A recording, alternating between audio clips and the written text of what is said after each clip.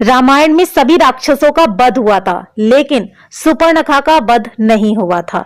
उसकी नाक और कान काटकर उसे छोड़ दिया गया था। वो कपड़े से अपने चेहरे को छुपाकर रहा करती थी।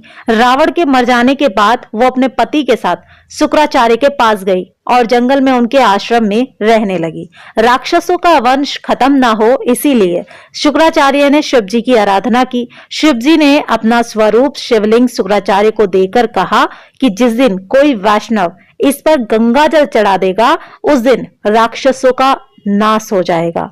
उस आत्मलिंग को शुक्राचार्य ने डर की वजह से वैष्णव मतलब हिंदुओं से दूर रेगिस्तान में स्थापित किया, जो आज अरब में मक्का मदीना में है। सुपर्णखा जो उस समय चेहरा ढककर रहती थी, वो परंपरा उसके बच्चों ने पूरी तरह निभाई। आज भी मुस्लिम औरतें अपना चेहरा ढककर रहती हैं। सुपर्णखा के वंशज आज मुसलमान कहलाते हैं, क्योंकि शुक्राचार्य ने इनको जीवन दान दिया। इसलिए ये शुक्रवार को विशेष महत्व देते हैं। पूरी जानकारी तथ्यों पर आधारित और सत्य है। आगे देखिए दोस्तों, अब जानते हैं कि इस्लाम कैसे पैदा हुआ। असल में दोस्तों, इस्लाम कोई धर्म नहीं है, वो एक मजहबी दिनचर्या है। मजहब का मतलब होता है अपने कबीलों के गिरोह को बढ़ाते चले जाना। ये बात सभी जानते हैं कि मोहम्मद मूल रूप से अरब का बासी था। अरब देशों में सिर्फ रेगिस्तान ही पाए जाते हैं, वहां जंगल नहीं है, पेड़ भी नहीं है। इसलिए वहां मरने के बाद जलाने के लिए लकड़ी ना होने के कारण जमीन में दफन कर दिया जाता है। रेगिस्तान में हरियाली नहीं होती, ऐसे में रेगिस्तान में हरा चटक रंग देखकर इंसान चला आता है, जो कि सूचक का काम करता है। अरब देशों में लोग रेगिस्तान में तेज धूप में सफर किया करते थे, इसीलिए वहां के लोग सिर को ढकने के लिए टोपी पहनने लगे, जिससे कि लोग बीमार ना पड़े।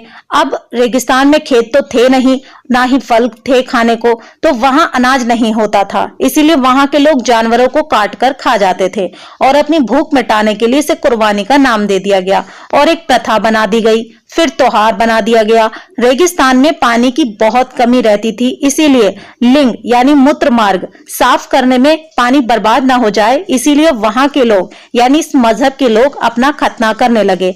खतना यानी अपने प्राइवेट पार्ट का अगला हिस्सा काटने लगे। सब लोग एक ही कबीले के खानाबदोश होते थे, इसीलिए आपस में भाई बहन ही निकाह कर लेते थे। रेगिस्तान में मूर्ति बनाने के लिए मिट्टी मिलती नहीं थी, जिसके कारण इन्होंने मूर्ति पूजा को अपने कबीले में यानी अपने मजहब में खारिज कर दिया। एक जगह से दूसरी जगह जाना पड़ता था, इसीलिए कम बर्तन भी रखते थे। एक ही थाली में 5 लोग मिलकर खाना खा लिया करते थे। कबीले की अधिक से अधिक संख्या बढ़ाई जा सके, इसीलिए हर एक को 4 बीबी रखने की इजाजत दी गई थी। अब समझे, इस्लाम कोई धर्म नहीं, मात्र एक कबीला है जो सिर्फ जनसंख्या बढ़ाने के लिए बनाया गया है। और इसके नियम असल में इनके सिद्धांत नहीं, इनकी दिनचर्या है। सबसे बड़े लुटेरों को खलीफा और अन्य बहुत सारी उपाधियां दी जाती थी ताकि उनका कबीला बढ़ सके। इस बात से साबित हो जाता है कि इस्लाम कोई धर्म नहीं बल्कि एक बहुत बड़ा गिरोह है, जिसका एक ही एजेंडा है, जहां जाना वहीं पर बस जाना और अपना अधिकार मांगना और वहां की मूल जनसंख्या को पूरी तरीके से समाप्त करके अपने इस्लाम मजहब को आगे की पीढ़ी को जबरदस्ती कबूल कराना। इनका मुख्य टारगेट उस देश के आदिवासी होते हैं। जब तक ये उन आदिवासियों के बीच कम होते हैं, बस तभी तक ये अपनी जनसंख्या बढ़ाते हैं। जब इनकी जनसंख्या उस जगह के मूल निवासियों के 1/3 या बराबर हो जाती है, तब ये धर्म परिवर्तन कराकर रातों रात 2000 से 2 लाख मुस्लिम की योजना पर काम करते हैं। भारत के कुछ गांव, जिले, राज्य इस्लाम की इस योजना में पूरी तरह से शामिल हो भी चुके हैं। तो दोस्तों, ये था इस्लाम के पूर्वजों का इतिहास।